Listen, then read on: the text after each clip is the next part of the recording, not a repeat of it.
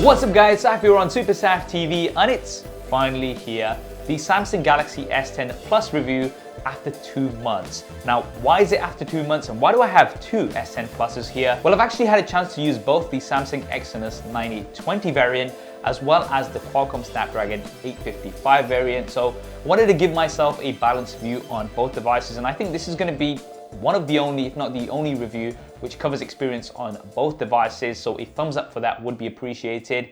Now, before we get into it, disclaimer, in these videos I don't go over specs. I've covered those in my unboxing video. You can check that out in the cards or in the description. In this video, I'm simply going to be talking about my experience, what I like about the S10 Plus, what I don't like about it, what I think can be improved. So it's going to be a long one.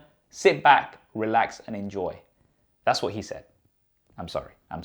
Anyway, let's initially start off with the display. It's one of my favorite things on the S10 Plus. It's absolutely beautiful. And I know I say this every year, but the S10 Plus has the best display in the market in my opinion. Samsung makes some of the best displays out there, and I always think that they save their best displays for their flagship devices, and this definitely does seem to be the case here with the S10 Plus. It's one of the brightest displays out there. It's vibrant, it's sharp, it's awesome. But let's address the punch out. So of course the S10 Plus has minimal bezels, a very high screen to body ratio, and because this is one of the flagship devices from Samsung, I don't think they would have gone for a mechanical solution like we've got on something like the A80. It's something that needs to be very durable because it's going to be going out to so many people. And for that reason, they've gone with this punch out design. And I gotta say, I don't mind it. Honestly speaking, after using the device for a bit, you kind of forget that it's actually there. Initially, I was in the camp that the punch out should be in the middle. That way you could have all of your notification icons and things on either side. But now, after using the S10 Plus for so long, having the punch out on the right hand corner, I think is the best option, and it really does keep it out of the way. Now, the S10 Plus, of course, does have a dual cutout, so that's something that you might not like. And if it's something that's a big problem for you, then maybe look at the S10, the regular S10, or the S10e, which just have a single cutout. And you can also have lots of fun with some wallpapers. So I personally don't mind it, and I think most people won't mind it either. Now, one of the new features that's introduced on the S10 Plus, the first device to support this, is the Ultrasonic Fingerprint Scanner. Now, this actually uses sound waves to look into the ridges of your fingerprint, and it works really well. It's very fast, and at the time when it was released, it was the fastest in-display fingerprint scanner out there. It's great. I don't think you should have much of an issue with it, but I still prefer a physical fingerprint scanner. So if you look at the S10e, for example, it's just so much faster and more accurate. I personally wouldn't have minded if it was at the side or if it was at the back. You also don't know exactly where it is, whereas a physical fingerprint scanner, you kind of have like a groove or something, so you can easily find it even when you're not looking at the phone. With this, you do kind of get used to it with muscle memory, but it's just not as good. Again, it's not a deal breaker in any way. It does work really well. I just prefer a physical one. Now, another thing a lot of people have been asking me about is the LED notification light. The S10 Plus does not have an LED notification light, and it's something that I used to use quite a bit on previous Samsung devices, and I used to rely on quite a bit as well. However, it's not the end of the world. It's a compromise that you have to make because of these small bezels. And the S10 Plus has an amazing always on display, and it's something that I use so much more. So when the screen is off, you can see the time, you can see the date, and you can also see all of your notification icons. These also are displayed in different colors. So you've got blue for Twitter, red for YouTube, etc.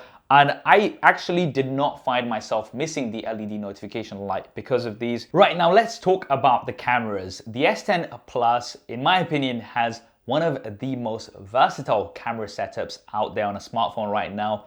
You're covering pretty much all bases. You've got the ultra wide, which I absolutely love. You've got your primary camera, and you've also got a telephoto camera with 2x optical zoom. And the best thing about the S10 Plus is that these cameras are very consistent. So if you take images from all three different angles, they are going to look like they've been taken on the same device. There's other devices which have very different color reproduction from different cameras on the same device. This is not the case with the S10 Plus, and I absolutely love it. I especially love the ultra-wide camera, and that's because it's wider compared to the competition. If you compare this to something like the Huawei P30 Pro, then the S10 Plus does have a wider angle of view. Now, the telephoto camera is 2x. It's not something crazy like 5x that we have on, say, the P30 Pro. It's not a deal breaker. I mean, personally, I don't use zoom that much. There's only some situations that you use it in. So yes, it would have been nicer to have more zoom, but it's not the end of the world. Now, personally speaking, what I like a telephoto camera for is portraits. Portraits where the background is blurry. And using a telephoto camera for portraits means that you're gonna get an equivalent of around 15mm, which is what most photographers shoot at or above when they're taking portraits of people, because that's a more natural angular view rather than using a wide angle. But unfortunately, the S10 Plus this time around only uses the primary camera for portraits. So this is the wider camera. Now I know some people might like this because you get better low light performance, etc. But you don't get that 50mm angular view, which in my opinion is the best for portraits. And it's something that I wish Samsung included an option for. So using live focus on both the primary as well as the telephoto camera. Unfortunately, it's not here, and I'm hoping Samsung can roll out a software update to include this. Not the end of the world again, but it's something that I would have liked. Another thing I would have liked to have seen is a dedicated night mode. Sorry to interrupt you there, Saf. So just after filming this video, I've seen that Samsung is now going to be rolling out a dedicated night mode. Awesome. I've obviously not had a chance to test it out as yet. So as soon as I have, I'll be posting some updates on my Instagram and Twitter. So make sure you follow me on there. Back to you, Saf. There's also a few other things that I think can be improved on the software side of things when it comes to the camera app of the S10 Plus. Firstly, you can't use the ultra wide camera when you're in pro mode. So if you're in pro mode, you can only use the regular and the telephoto, not the ultra wide. I'm not sure why this is. Samsung, can you please enable it for us? And also video. Samsung were really showing off their super steady feature. This is where it gives you almost action cam like stabilization, and it works really, really well. However, it only works in 1080p, which is fine. I can understand that. Of course, to achieve that sort of stabilization, you're gonna have to crop in quite a bit on the sensor. But why don't you tell me that you're shooting at 1080p? So let me show you. Right now, I am at 4K. As soon as I switch on super steady, it's not told me anything. You saw that I didn't see any feedback. Now when I go into the settings, I have been switched back to 1080p. Now, as I said, that's absolutely fine, but where is the feedback? Why isn't there something that tells me that, hey, I know you want to shoot in 4K, but if you want to shoot in super steady, then you're going to switch to 1080p. I think that's pretty bad in terms of user interface, and it should be improved with a software update. That's just some of my feedback here, things that I think can be improved with the cameras, but generally speaking, the rear-facing cameras are very, very good, some of the best out there. Now let's talk about the front-facing cameras. Front-facing cameras have been improved massively. It's something that I complained about in my S9 review, that the cameras hadn't been improved compared to the previous year. But the S10 Plus has a great selfie camera, dynamic range is really, really good. And you've also got that depth sensor. So I would go as far as saying that when it comes to edge detection, the S10 Plus is probably the best out there. Your portraits look really, really good, and the blur is a lot more natural compared to lots of other devices. You also do have 4K recording from the front-facing cameras, which is something that I do really, really like. If you're somebody who likes to shoot vlogs or something like that, then having 4K from the front-facing cameras is absolutely great. So overall, a thumbs up for me for the front-facing cameras of the S10 Pluses. Now let's talk about the build and design. You'll notice that the build and design is very similar to what we've had in previous years from Samsung. So metal frame, curved glass panels on the front and back, and it's kind of become a signature look for the Samsung Galaxy devices, something that a lot of other manufacturers are now also copying. I mean, look at some of the recent Huawei phones, some of the recent Sony phones.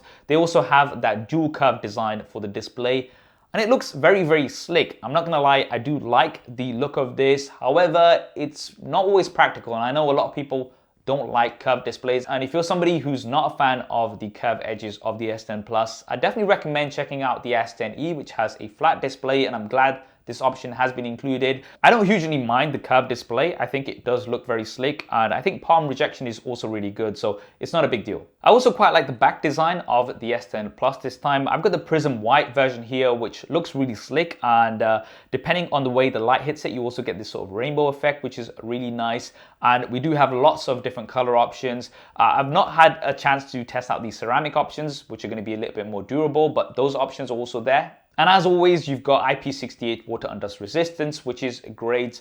And because these are glass, as always, you'll also be getting lots of fingerprints, and the devices can also be a little bit slippery. So there's a simple solution to that. You guys know the deal. Our channel sponsor Dbrand offer lots of different skins for the S10 Pluses, as well as all the other Galaxy devices and many others. If you want to check out their selection and want to pick some up for yourself, then I'll be leaving a link to them in the description below. Now moving on to software, we've got Android Pie with Samsung's OneUI. And I really like OneUI. It might just be my favorite skin on top of Android, and that's because Samsung have paid a lot of attention to make it very smooth and clean, but also very easy to use with one hand. And for some reason, it's something that no other manufacturer has really looked into in that much detail. So for example, if you're in the Messages app, you've got this big header, which then moves all the messages down to a much more reachable position. And let me just give you a few tips to get the most out of OneUI. Firstly, I would change the grid layout. For some reason, the grid is very spaced out, even on this very large display. So if you go into the home screen settings, I would go for roughly about 5x5 or 5x6. And the other thing that I would recommend is going on to this option here, quick open notification panel, and switch that on. So let me show you what this does. Wherever you are on the home screen, you can just swipe down, and that's going to bring down your notification toggle. And if you swipe down again, it's going to bring everything down so you can reach it with one hand. I absolutely love this. I don't know why this is not a thing on every other smartphone out there. It's so useful, and I also don't know why it's not switched on by default, but I definitely recommend switching this on. Another thing I'd also recommend is switching on night mode. So you guys may have heard me saying this before, dark mode all things. Having a dark mode is so much easier on the eyes, and it just looks so much cleaner and more slick. And with OneUI, you have a dedicated night mode, so you can just switch this on and off. Once again, it's not on by default, but I just switch this on, and I don't only use it at night, I use it all the time, and I absolutely love it. Now going on from software to speed and performance, and this is where we can now talk about the Exynos version as well as the Snapdragon version. And I gotta say, speed and performance on both has been very good. I've not really noticed a drastic difference in terms of speed and performance and how smooth both of these devices have been. Whether you go for the Exynos or the Snapdragon, things generally will be really fast. This is one of the fastest devices out there. Having said that, I did notice big changes when it came to battery life. Now on my Exynos unit initially, when I got it, and I was getting between 4 to 5 hours of screen on time. Now that's pretty good in general, and I think most people that would last the whole day, but I'm a heavy user and I was expecting more from the S10 Plus, and I was generally quite disappointed. Then I got my Qualcomm Snapdragon 855 version, and I gotta say, it's been a big difference. I noticed it right away, and this is getting me through the day with comfort. I'm getting around 5 to 6 hours, sometimes even more than 6 hours of screen on time with my heavy usage. Now I don't fully understand the technicalities of why this is. We do know that the Qualcomm Snapdragon 855 is a 7nm chipset, whereas the Exynos 9820 is 8nm. So the 7nm is more power efficient, and there might be other factors as well in terms of my data, my network, my reception. I don't understand all of that. All I can tell you is in my personal experience of using both of these devices for an extended period of time, I found that the Snapdragon version has been giving me around 20% more battery life consistently compared to the Exynos, and it's something that I've noticed a lot of other people talk about as well. Now that's battery life. Now what about charging? You do have fast charging. However, you don't have super fast charging. So the fast charging is good, but it's not like what we've got with some other competitors where you can get something like 70% in just half an hour. You can't unfortunately do that with the S10 Plus. I'm not sure why Samsung have not included this. It's not the end of the world. You do have fast wireless charging. And honestly speaking, most of the time I just use a fast wireless charger. I just drop my phone on there overnight because I don't really need to charge this up during the day. It lasts me all day, the 855 version anyway. And you also have the new thing this year, which is wireless PowerShare. So this is where you can use your S10 Plus to charge another device wirelessly. Now this actually works really well, and it's almost twice as fast compared to what we've got on Huawei. Huawei uses around 2.5 watts. You've got around 4.5 watts on the S10 Plus. I did do a detailed reverse wireless charging speed test between the S10 Plus and the Huawei Mate 20 Pro. You can check that out in the cards, but it is much faster and much more usable on the S10 Plus. Having said that, I've personally only used it a very few times, in particular when I'm traveling and I've got my Galaxy Buds. So what I can do is I can plug this in overnight and I can just drop my Galaxy Buds on here, which is really convenient. So I think it's not something that you're gonna use every single day, but when you do need it, and maybe you've got another phone or you've got somebody else that's got a phone, maybe your friend or your date, and they're running out of charge, you can use your S10 Plus to give them a little bit of a top up, and it's nice to have. It's not absolutely necessary, and it's not something that you're going to be using on a regular basis. Finally, just touching on a few of the additional features that you get on the S10 Plus, which you don't really get on many of the devices. You've got expandable memory, so you can expand the storage on here, even though you've got 128 gigabytes as a base, and you can get up to 1 terabyte, which is insane. You still have stereo speakers, one in the earpiece, one bottom firing, despite these small bezels. Other devices have made a compromise on stereo speakers because of minimal bezels. This is something that Samsung hasn't done. And we still do have a 3.5mm jack, which is almost extinct. Now, if I'm completely honest with you, I do think that the next flagship Samsung device, maybe the next Note, is no longer gonna have a 3.5mm jack. We've seen some of the newer devices from Samsung, such as the A80, which don't have a 3.5mm jack. So if a 3.5mm jack is important to you, then this might be the last Samsung Galaxy S device that has a 3.5mm jack. For all of those reasons, the S10 Plus, once again, ticks so many boxes. And as I said last year for the S9 Plus, I think that the S10 Plus right now is the best all-rounder, covering so many bases. And if you're somebody in the market for a new smartphone, I definitely recommend check out the S10 Plus. If it's too big for you, check out the S10. If that's not something for you, then maybe check out the S10e. They're all great devices, and I have no problem recommending these. And I think Samsung has really set the bar high for smartphones this year, and it's going to be interesting to see what other manufacturers do to compete with this. That's what I think anyway. What do you guys think of the S10 Plus? Definitely drop me a comment below and let me know your thoughts. I hope you enjoyed this very long video and found it useful. I tried to cover as much detail as I possibly could. If you did enjoy it, then do hit that thumbs up button for me. And if you haven't already and you want to see more coverage like this, then be sure to subscribe and switch on notifications. We've got lots more content coming up on here. Thanks for watching. This is Saf on SuperSaf TV, and I'll see you next time.